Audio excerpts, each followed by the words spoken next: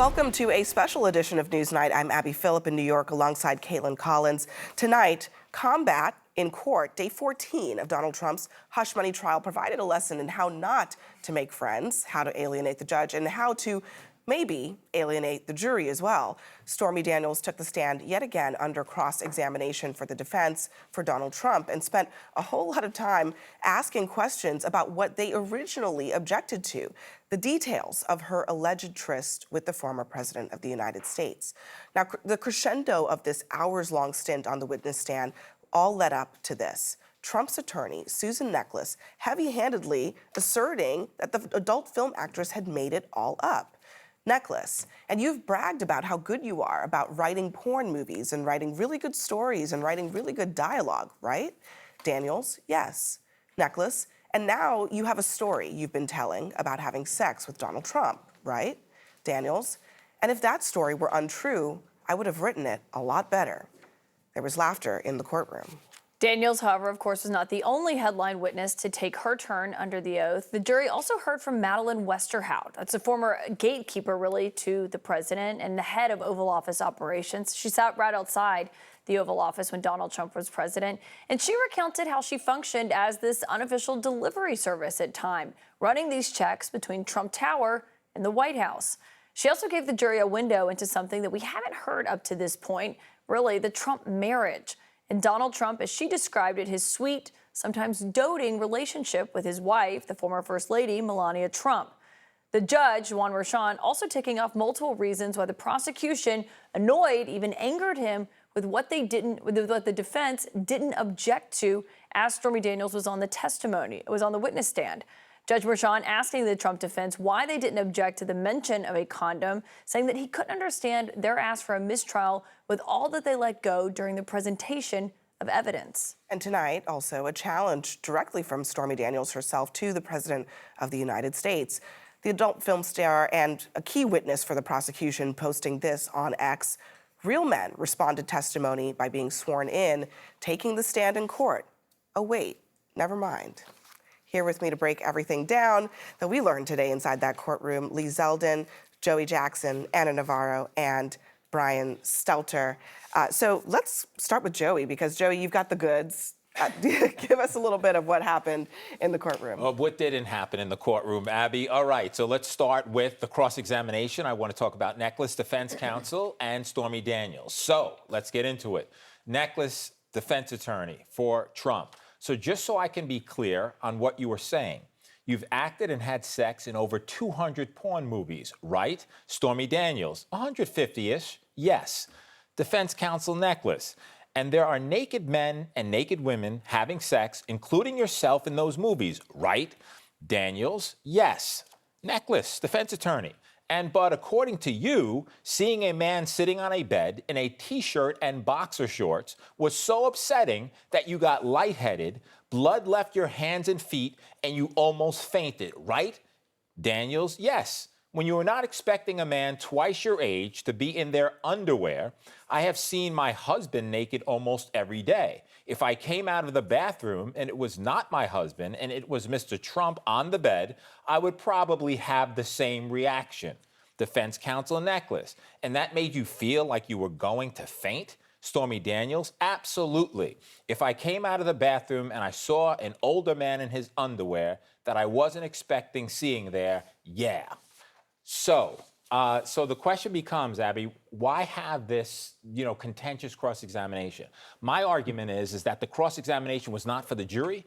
It was to satisfy Mr. Trump, the client. The fact is they got everything in through Stormy Daniels yesterday that you can argue to the jury. Mm-hmm. It's a biased witness. She's here and motivated by that bias. You can't believe anything she said. I think the play was for Donald Trump to say, I want you to humiliate her, number one.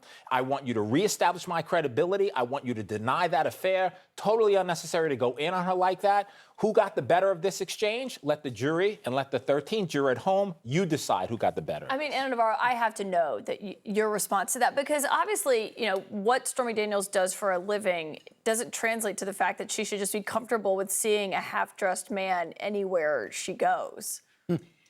Well, look, first of all, I would really like to nominate Joey Jackson for dramatic reading. I think he deserves a Tony nomination. I'm going to work on that. Done. But as to your question, Caitlin, look, I think the reason that she felt lightheaded, I think the reason she had that reaction, first, let's remember that this is a woman in her 20s. Yes, she does what she does. But when you see a man in his underwear, you thought you were going there for dinner, and all of a sudden he's sitting in a bed in his underwear, that's telling you what the expectation from him of what should come next is. Obviously, sex.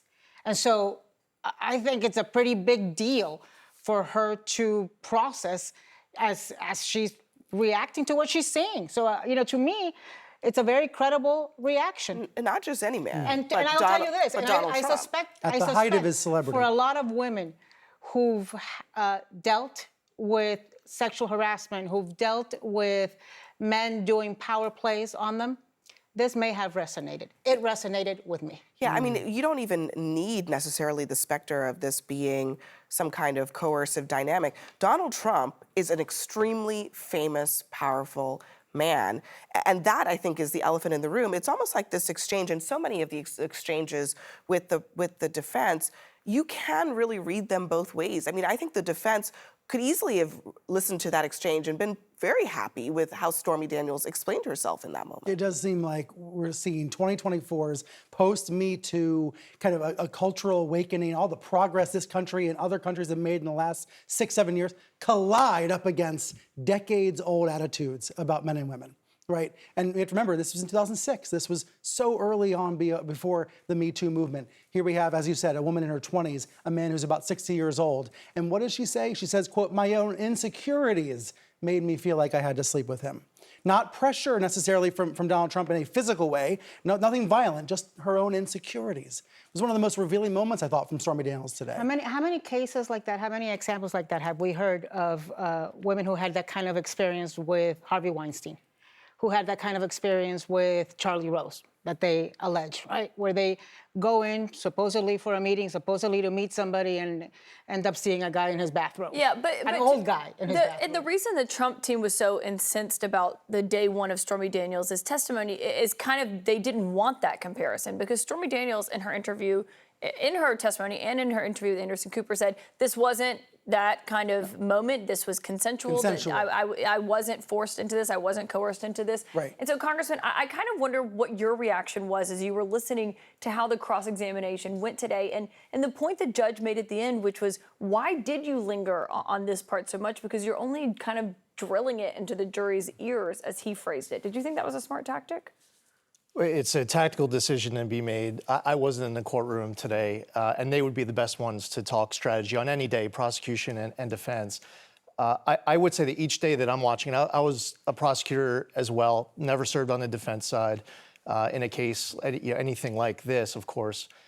And what you see is a really difficult to prove charge. These are misdemeanors that carry a 2-year statute of limitation. The theory is that in order to be able to charge it now, the district attorney is going to have to demonstrate that this was done in pursuit of another crime. The district attorney has not yet said what that other crime is. And you get to the heart of it, we're now 3 weeks into the trial. And I think the time has come. I would have argued that this is something that should have been clear before the trial started. But the time has come for Bragg's office, to indicate to the defense counsel how it is that a misdemeanor that has a 2-year statute of limitation that expired many years ago can get brought now. Now is the time, if it hasn't come already, to indicate what is the underlying crime. So I can answer that question. First of all, that ship has sailed. It's been litigated. The reality is we know towards COVID, and as a result of that— What's the underlying crime? Let me speak first that, and then I'll address that. The first issue is with respect to the statute of limitations. There was a tolling of the statute during COVID for all cases, not just Donald Trump's cases. And as a result of that, it's tolled. And so you can make the argument that it's statute of limitations out, you lose, because the reality is we're here and we wouldn't be here but for the statute of limitation. To the issue with respect to the underlying crime, I think we all know. The reality is that all the evidence is going to show the issue of the election, of boosting the election prospects. The challenge, these are all talking points, what you said most respectfully, that have been rebuffed, rebuted. Points, We're asking done. what the crime We're done. is that's being charged? Look, the reality is the crime being charged relates to the election. That's not a mystery Says to anybody, who? right? With the respect that says you, not the district I don't attorney. say anything. I'm here to analyze the case. I said nothing. What I'm doing is looking at the case. Let's look at the case, because that's what we're here to talk about. We're here to talk about the fact that they're arguing that that's boosted election prospects. It boosted it as a result of an end around, right? And using this for campaign purposes to bury and hide a story. And by the way, you know, you could say what you want, but for a person who didn't have sex with Stormy Daniels, for a person who said, you know, this deny, you spent an awful lot of time trying to cover up something that never happened. In the event it didn't occur, let her tell her story, and then you come out and you say, nonsense, is she kidding me? Instead, you hide it, you hush money it, and then you use your personal checking account in order to make a payment for it. You could speak about statute of limitation, you could speak about what crime. I think the crime the prosecutor is demonstrating is pretty clear to me. I have to jump in. You have to prove a crime. And how do you prove a crime, and how are you, innocent until proven guilty, any defendant who's in the court of law, how do you go through the process of preparing for a trial where the district attorney has to prove a crime, and they won't even tell you what the crime is? Now I understand that you're saying what you think the theory is. The Department of Justice investigated this and didn't prosecute.